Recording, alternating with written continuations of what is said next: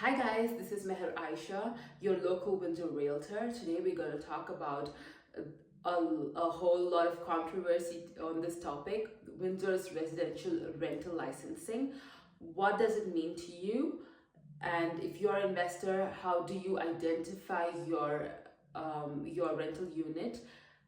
If it needs rental licensing right now, how do you apply for it? What are the things that you need to be applying for this?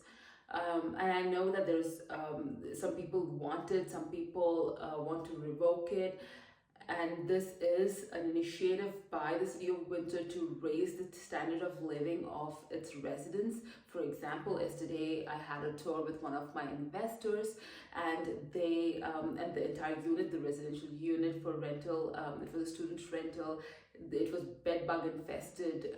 It was extremely smelly, and there was lint level of dirt in the common areas.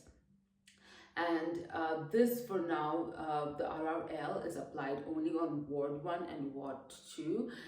If the pilot study, which was where the bylaw was started in February 13, 2023, if that passes and if the pilot study is successful, then it's going to be rolled out on all the 10 wards of Windsor. And let's get on to see if you do qualify for RRL. You need to apply for RRL for sure if you own less than 4 units of rental units in Ward 1 and Ward 2. If you have more than 4 rental units in Ward 1 and Ward 2, then you need to apply for a lodging license. Now, what does it mean to have a rental unit? It can be 4 different homes that you have rented, or it can be 4 different rooms that you have rented. And it also applies for anything that you have offered for rent or intend to offer for rent. For example, if it is vacant. All of these qualify for an RRL. Now, if there are rooms with kitchen and washrooms, common areas, then that qualifies for a rental unit as well. What do you need to apply for an RRL? You need contact info of all the investors. So if it's a corporation, it has to have, you need to give 2 pieces of ID of all the investors under the corporation.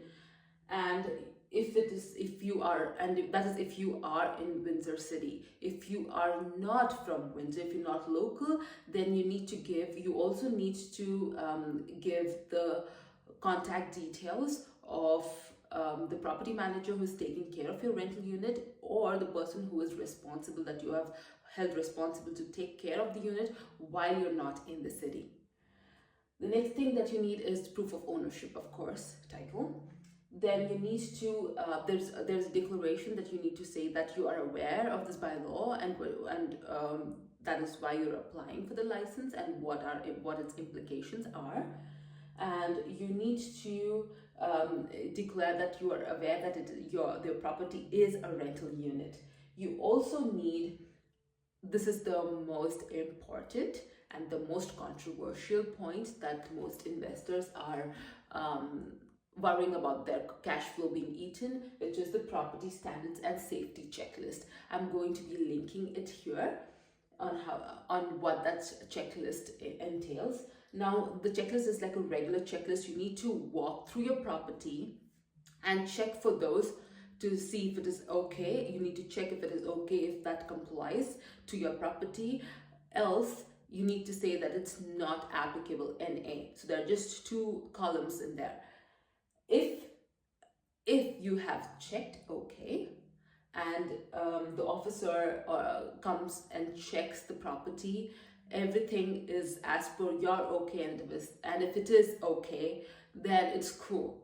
You're off. You don't have to do anything. But if they do find non-compliance, then you would have to fix the non-compliance with the stuff that they have found, along with additional administrative and re-inspection fees. So there needs to be proof of you fixing it, and there needs to be fees that need to be paid for a re-inspection for another inspector to come and check the property for non-compliance, and I'm going to come to the administrative fees for RRL. You would need to pay another licensing fee, another fee for licensing as well.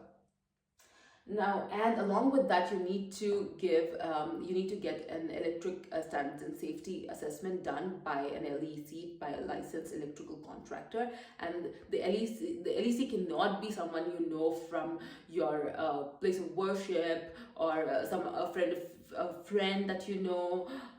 It needs to be from the approved LECs of the city. I'm going to share the link of them in the description.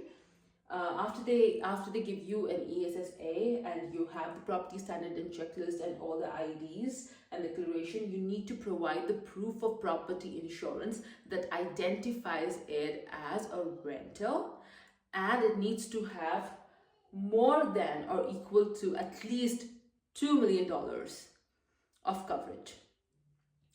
And the other thing that you need is, the last thing that you need with this is police check records of yourself, all the owners and the occupants of the rental unit.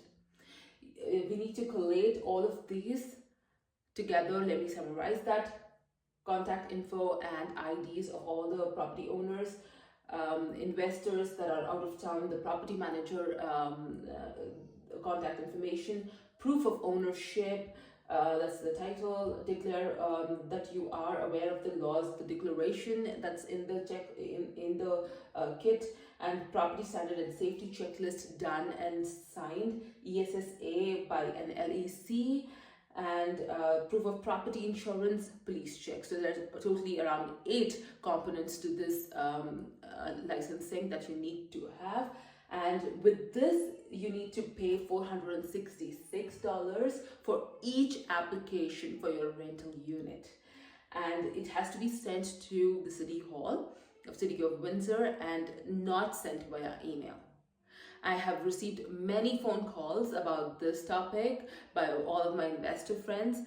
So I thought, let me do a video about it and share with all of you. If you do find value in this video, please click the thumbs up button and consider subscribing to this channel. If you have any more questions and are about to buy a property in Windsor for a rental unit, just give me a call at 519-804-1987. I'm always here to help. I'm always here to pick up your calls and answer your queries, real estate related or mortgage related. Thank you so much for watching this, and God bless. Take care.